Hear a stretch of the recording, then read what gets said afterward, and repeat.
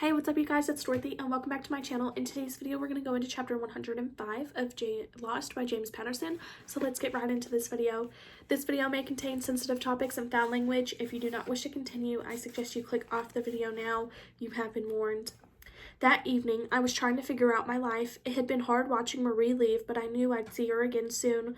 My home life had improved. Sure, I still took a step close to my sister to smell her breath for alcohol every evening when I came home, but my mom had started taking a couple of new prescriptions and her condition had improved. She was much more in the moment and called me by my real name most of the time. I finished eating a meatloaf my mom had made as we chatted about her hobbies. Mom was quite animated for a change. The conversation turned to my romantic life like it always seemed to. Mom said, "Are you going to see that lovely girl Marie again?" "I hope so. You know, she had to go back to Amsterdam." "Too bad. She was smart and beautiful. That's a combination that's hard to find anywhere." She looked over at my sister, who was in the kitchen, and then back at me and added, "Except in this family."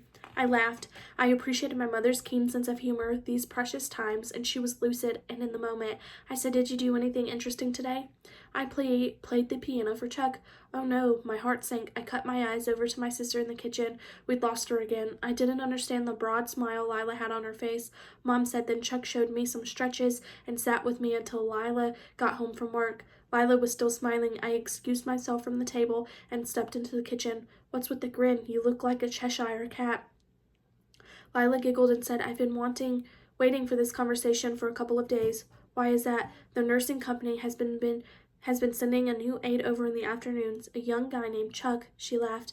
I mumbled, "The only thing I know is that I know nothing." Lila said, Jean-Paul stare. "Socrates, but at least you're playing the game now." I smiled. After years of your quotes, I had to pick up on some of it. I even quoted Plato on the playground at school the other day. "Oh yeah? What quote?" "Something like, you can discover more about a person in play than conversation." "Close enough." I'm impressed. For the first time I noticed Lila was dressed up. Where are you up to tonight?" "Going out with some friends. I'll save you the trouble of spying on me. It's 3 girls. You know them all. We're not going to any of the clubs you told me to stay away from, and I have to work tomorrow, so I won't be drinking much." "Happy?"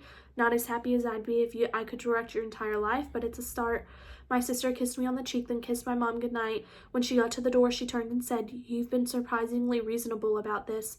You're an adult. I trust you. Just use your head." I wasn't worried, although I couldn't help but touch the phone in my pocket. The tracker Jill had put on her car was still there. I didn't intend to use the tracker unless I had to. I did more than enjoy the quiet evening with my mother. I appreciated it. She was interested in what I was working on and what was the next steps in my career were going to be. It wasn't until I talked to her about the task force that I realized how much I wanted to stay on it. It was where I was meant to be. I had one more item to take care of. On our human smuggling case, it was something I was looking forward to. Nothing I would bother my mom with, but the idea of it made me smile. That is the end of this chapter. I will see you guys in the next video. Bye.